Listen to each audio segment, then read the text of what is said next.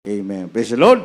At tayo po mga minamahal, ay dadako na po sa pag-aaral po ng salita ng Diyos. At inaanyayahan po tayong lahat na tumayo at magbigay galang sa salita ng Diyos na dadalhin po ng ating beloved co-preacher, Brother Jojo Dagala. Amen. Praise the Lord.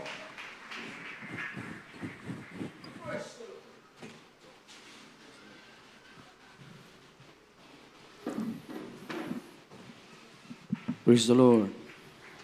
Palagpakan po natin mga minamahal ng malakas na palakpak ang ating mahal na Panginoon.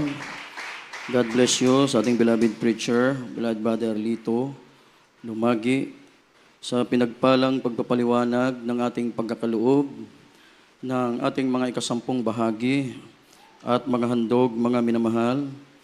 Ang mahal na Panginoon ang siya pong magpala sa inyo, higit pa sa inyong inaasahan. Purihin ang ating mahal na Panginoon. Tayong lahat ay manalangin sa pangunat panalangin po ng ating minamahal, ginagal na Evangelista, Wildy Estrada Almeda. Dakila, mapagpalang Ama, Diyos, makapangyarihan sa lahat, sa iyong makapangyarihang pangalan na aming pinakamamahal na Panginoong Hesukristo, mahal na Panginoong Hesus. Kami po ay patuloy na nagpupuri, muli nagpapasalamat ang bawat isa sa amin, mahal na Panginoon. Salamat sa iyong patuloy na pagkilos sa aming kalagitnaan, sa iyong napakatamis at banal na presensya, mahal na Panginoon. Narito po kami sa huling bahagi ng iyong banal na gawain, ang pag-aaral ng iyong mga banal na salita. Gana aking sarili, wala po kong magagawa, mahal na Panginoon. Bagong lahat, patawarin mo po kami sa lahat ng aming mga pagkukulang, pagkakamali. Linisin mo ang aming mga puso upang kami po, Diyos, ay maging handa sa pakikinig ng iyong mga banal na salita.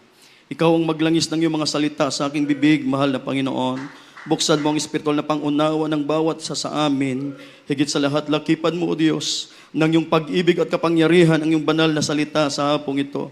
Pagpalain mo po kaming lahat, mahal na Panginoon, sa pangunat panalangin ng aming minamahal, ginagal na Evangelista Wildy Estrada Almeda, sa pangalan ni Jesus, aming sinasaway ang lahat ng uri ng hadlang, mga pag-aalinlangan, mga gawa ng kaaway, cast out, in the mighty name of the Lord Jesus. Amen and amen. Praise the Lord. Purihin ang ating mahal na Panginoon. Mga minamahal, purihin ang ating mabait na Diyos. Tayong lahat ay nasa huling bahagi na po ng ating banal na gawain. Ang pag-aaral ng mga banal na salita ng ating mahal na Panginoon. Praise the Lord. At bago pa ako magpatuloy, mga minamahal, ihanda muna natin itong ating mga talata. Hebrew chapter 12, verse 2. Sundan yan, mga minamahal, ang Roma 10, versikulo 14, mga minamahal. Ihanda natin ang Hebreo Kapitulo 11, versikulo 6. 2 Peter, chapter 3, verse 18. John, chapter 5, verse 32. Psalms, chapter 1, verse 1 up to 3, last verse. Romans, chapter 8, verse 35. Italon po natin sa 37 up to 39. Ang pinakamataas na pagpupuri, ang pinakamataas na pagluluwalhati, pagsamba, at pagpaparangal ay akin pong ipinapabot sa ating nag-iisang Diyos na buhay, mga minamahal. Walang iba kundi sa ating pinakamamahal na Panginoong Hesukristo. Purihin ang kanyang banal na pangalan. At ako po ay nagpapaabot ng dobleng paggalang, pagbati ng magandang gabi na po sa ating minamahal, ginagalang na Evangelista Wildy Estrada Almeda, the end-time prophet of our loving God, the prophet of God. Purihin ang ating mahal na Panginoon. Nagpapaabot po ako ng pagbati sa lahat po ng kanyang mga minamahal na anak, mga manugang at mga apo. Patuloy po, mga minamahal, ang ating pag-alala at hindi dapat natin kalimutan ang mga pinagpalang mga turo at pangangaral ng ating beloved Honorable Assistant Pastor Lina C. Almeda, ating beloved Mama Dear. Binabati ko po, mga minamahal, ang lahat ng aking mga kapwa manggagawa, ang ating po mga beloved elders of the church. Sa inyo pong lahat, mga minamahal, na aming po mga kapatiran, baguhan, datihan, sa lahat ng ating mga beloved ordained preachers, beloved elders of the church, sa lahat ng ating po mga beloved webcast viewers, mga minamahal, magandang gabi po sa inyong lahat sa pangalan po ng ating pinakamamahal na Panginoong Hesukristo. Palakpakan po muna natin ang malakas na palakpak. Yung malakas na palakpak para sa ating mahal na Panginoon, mga minamahal. Ang lahat mo ay magsabi ng praise the Lord. Purihin ang ating mahal na Panginoon. Buksan po natin ang ating po mga Biblia. Lahat po tayo magbasa at unawain po natin ang kalooban ng ating mahal na Panginoon, mga minamahal. Hebreo, Kapitulo 12, versikulo 2, mga minamahal. Ito po ang sinasabi sa mga Hebreo 12:2. Amen. Namasdan natin si Jesus na gumawa at sumakdal ng ating pananampalataya. Na siya dahil sa kagalakang inilagay sa harapan niya ay nagtiis ng krus na niwalang bahala ang kahihiyan at umupo sa kanan ng luklukan ng Diyos. Amen. Lahat mo ay magsabi ng praise the Lord, mga minamahal. Pagpalain po ng ating mahal na Panginoon itong pagkabasa ng kanya mga banal na salita na ating pong napapakinggan, ating pong napag-aaralan sa gabing ito, mga minamahal. Ang topic po natin, mga minamahal, faith, pananampalataya, mga minamahal. Yan po ang ating topic.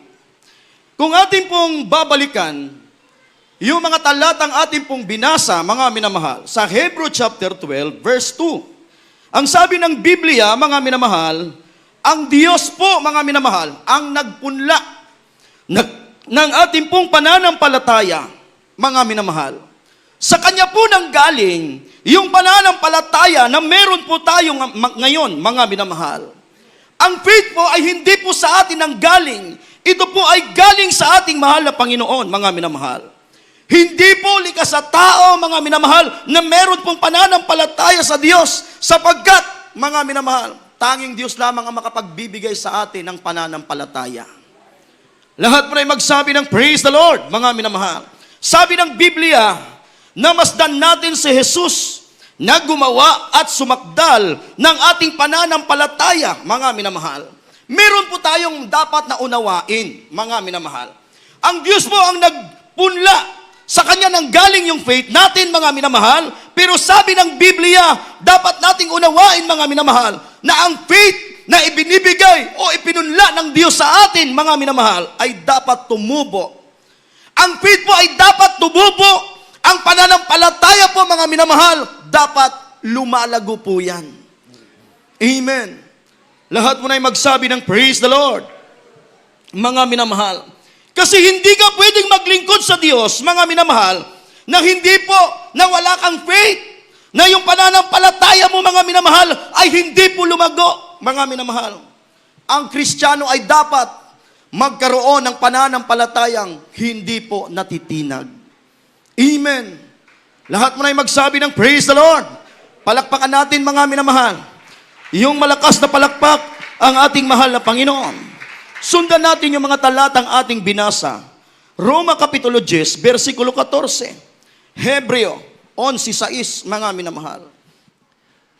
Dito po sa Roma, Kabanata 10, ang talata po ay 14.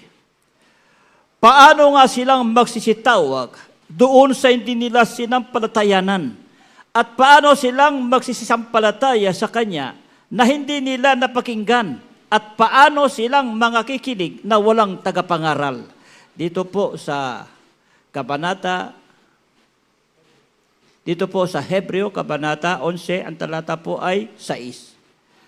At kung walang pananampalataya, ay hindi maaaring maging kalugod-lugod sa Kanya, sapagkat ang lumalapit sa Diyos ay dapat sumasampalatayang may Diyos at siya'y tagapagbigay ganti sa mga sa Kanya'y nagsisihanap. Amen. Lahat mo na ay magsabi ng praise the Lord. Palakpakan po muna natin, mga minamahal. Yung malakas na palakpak para sa ating mahal na Panginoon. Everybody say, praise the Lord. Mga minamahal. Pananampalataya, mga minamahal. Iyan ang ating topic ngayon. Ang faith po, mga minamahal, ay dapat tumubo. Ang faith po ay dapat lumago, sabi ng Biblia, mga minamahal.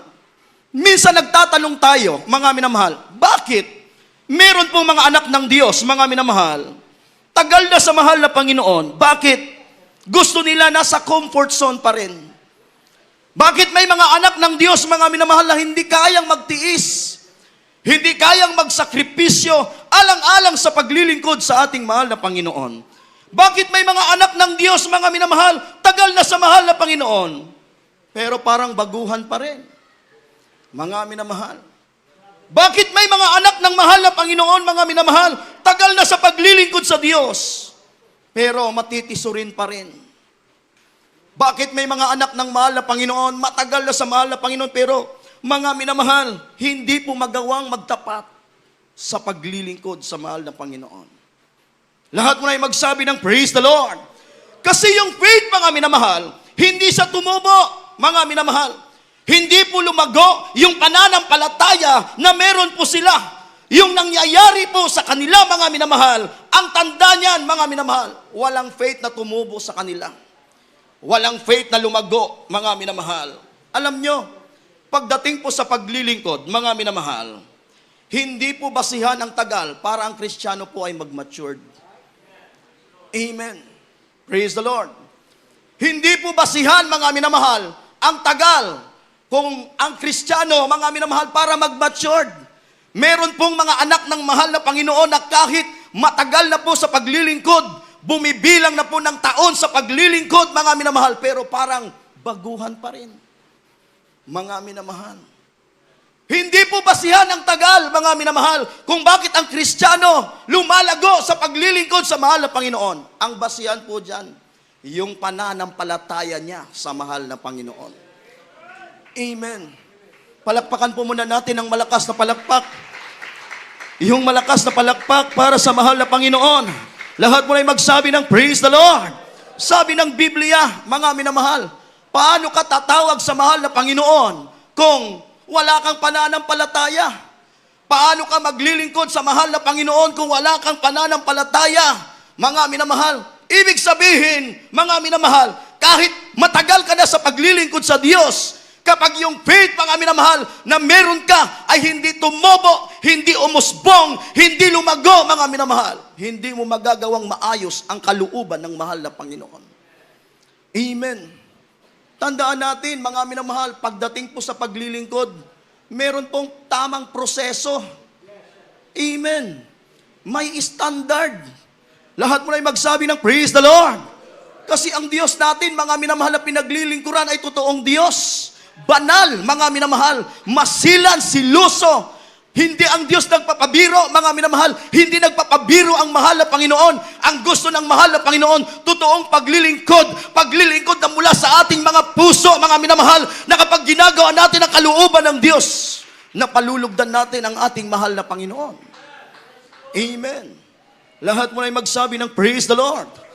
Palakpakan natin ang malakas na palakpak. Yung malakas na palakpak para sa ating mahal na Panginoon. Hindi mo mapiplace ang mahal na Panginoon. Hindi mo siya mapalulugdan kung yung pananampalataya mo sa Diyos wala. Praise the Lord. Lahat mo na magsabi ng praise the Lord. Mga minamahal, ano ba ang pananampalataya, mga minamahal? For to me to live is Christ, and to die is gain. Mga minamahal, yan ang faith. Nagsimula ka ng may kainitan sa paglilingkod, magtatapos ka ng may kainitan sa paglilingkod sa mahal na Panginoon. Kahit mayroong pagsubok, mga minamahal, magpapatuloy ang paglilingkod mo sa Diyos. Kahit inuusig ka, magpapatuloy ang paglilingkod mo sa mahal na Panginoon. Lahat ng gagawin mo para sa mahal na Panginoon ay naaayon sa kalooban ng ating mabait na Diyos. Lahat mo na magsabi ng praise the Lord. Palakpakan natin ng malakas na palakpak. Yung malakas na palakpak para sa mahal na Panginoon. Everybody say, praise the Lord. 2 Peter chapter 3, verse 18. John chapter 5, verse 32, 34. Psalms chapter 1, verse 1 up to 3. Ito pong sinasabi sa 2 Pedro 3:18. Datapwat magsilago kayo sa biyaya at sa pagkakilala sa ating Panginoon at tagapagligtas na si Hesukristo. Sumakanya nawa ang kaluwalhatian ngayon at magpakailanman siya nawa. Dito po sa Juan 5:34. Datapat ang patotoo ay hindi mula sa tao. Gayon may sinasabi ko ang mga bagay na ito upang kayo'y mga ligtas. Dito po sa mga awit, ang kabanata ay 1:1-3. Mapalad ang tao na hindi lumalakad sa payo ng masama, ni tumatayo man sa daan ng mga makasalanan, ni nauupo man sa upuan ng mga manglilibak, kundi ang kaniyang kasayahan ay nasa kautusan ng Panginoon. At sa kautusan niya, nagbubulay-bulay siya araw at gabi. At siya'y magiging parang punong kahoy na itinanim sa siping ng mga agos ng tubig, na nagbubunga sa kanyang kapanahunan, at kanyang dahon na may hindi malalanta, at anumang kaniyang gawin ay giginhawa. Amen. Ang lahat mo na magsabi ng praise the Lord. Palakpakan natin ng malakas na palakpak. Yung malakas na palakpak para sa ating mahal na Panginoon. Everybody say, praise the Lord.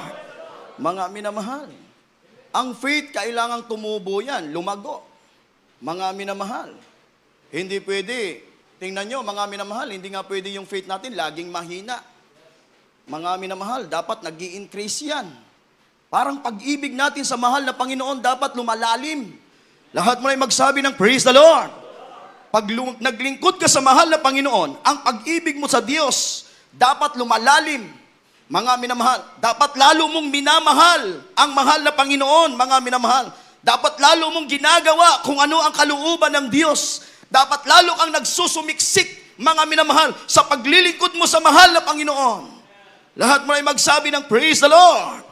Kailangan ang faith natin, tumubo yan, lumago yan. Mga minamahal, kailangan mag-mature tayo sa paglilingkod sa ating mahal na Panginoon. Hindi lang taon natin ang dapat na bumibilang, kundi pati yung kaalaman natin sa paglilingkod dapat lumalago, mga minamahal. Lahat mo na magsabi ng praise the Lord. Mga minamahal, paano tutubo ang pananampalataya mo? Paano lalago? Mga minamahal, sabi ng Biblia sa 2 Peter chapter 3 verse 18, mga minamahal, ano ang sabi ng banal na kasulatan? Magsilago kayo sa biyaya at pagkakakilala sa ating Panginoong Hesukristo. Lahat mo na magsabi ng praise the Lord. Mga minamahal, kailangan lumago ka. Mga minamahal, kailangan lumago yung pagkakilala mo sa Diyos. Kailangan lubos mong nakikilala ang Diyos na pinaglilingkuran mo, mga minamahal. Lahat mo na magsabi ng praise the Lord. Lumago ka sa biyaya at pagkakilala sa ating mahal na Panginoon, mga minamahal. Kasi maraming Kristiyano, kaya hindi nila magawang ibigay ang buong tiwala sa Diyos. Kasi hindi nila lubos na kilala ang Diyos na pinaglilingkuran nila. Amen. Praise the Lord. Lahat mo na magsabi ng praise the Lord. Palakpakan natin ang malakas na palakpak. Yung malakas na palakpak para sa ating mahal na Panginoon. Everybody say, praise the Lord. Lumago ka sa biyaya at pagkakilala. Yan ang sabi ng Biblia. Lumago ka sa biyaya at pagkakilala sa ating mahal na Panginoon. Dapat kilala mo, mga minamahal, na lubos ang Diyos na pinaglilingkuran mo, mga minamahal. Lahat mo na magsabi ng praise the Lord. Paano lalago ang pagkakilala mo sa Diyos? Paano mo siya makikilalang lubos? Mga minamahal, basahin mo ang Biblia. Basahin mo ang banal na kasulatan, mga minamahal. Pakinggan mo yung mga patotoo, yung mga grabing patotoo. Yan ang pakinggan mo kapag nasa gawain ka ng mahal na Panginoon. Hindi lang libro ang binabasa mo, mga minamahal, kundi ang Biblia. Ang higit na dapat mong binabasa, ang salita ng Diyos, mga minamahal. Kung mayroon ka mga unang dapat na pakinggan, yung mga himala, yung mga makapangyarihang gawa ng ating mahal na Panginoon. Amen. Hindi yung mga bagay na walang kakwenta-kwenta. Mga minamahal, hindi yung mga usapan na hindi makatutulong sa iyo sa paglilingkod mo sa Diyos. Mga minamahal, hindi yung mga usapin, mga minamahal, patungkol sa buhay ng may buhay. Mga minamahal, Huwag mong pakikialaman yung buhay ng may buhay. Pakialaman mo sarili mong buhay. Bago mo tingnan ang buhay ng may buhay, tingnan mo muna ang buhay mo, mga minamahal. Kung ikaw ba ay lumalakad pa sa kalooban ng mahal na Panginoon, baka pati ikaw hindi rin lumalakad sa kalooban ng Diyos. Amen. Lahat mo ay magsabi ng praise the Lord.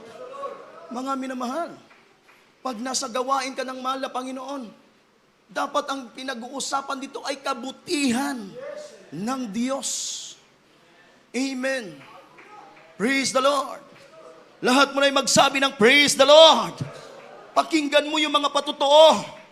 Basahin mo ang banal na kasulatan. Huwag mong gawing palamuti ang Biblia. Ang Biblia ay ginawa yan para basahin ng Kristiyano, para makita niya, malaman niya kung ano ang kalooban ng mahal na Panginoon, para malaman niya at magawa niya ang kalooban ng ating mabait na Diyos. Lahat mo na magsabi ng praise the Lord. Palakpakan natin ng malakas na palakpak. Yung malakas na palakpak para sa mahal na Panginoon. Everybody say praise the Lord. Alam niyo ba kapag binasa niyo, mga minamahal, ang Word of God, pinakinggan mo, mga minamahal, ang mga grabing patotoo, tutubo yung faith mo, lalago. Ano ang sabi ng Biblia? Sa Psalms chapter 1, verse 1, up to 3. Mapalad ang tao na hindi lumalakad sa payo ng masama, ni umupuman sa mga upuan ng mga makasalanan. Kundi ang kanyang kasiyahan, sabi ng Biblia, ay nagbubulay-bulay siya sa kautusan ng Panginoon. Ano ang sabi ng verse 3? Siya ay parang punong kahoy na nakatanim sa siping ng agos ng tubig. Ang kanyang dahon ay hindi malalanta, mga minamahal. Lahat mo ay magsabi ng praise the Lord. Ano man ang kanyang gagawin, sabi ng Biblia, giginhawa. Amen. Praise the Lord. Lahat mo na magsabi ng praise the Lord.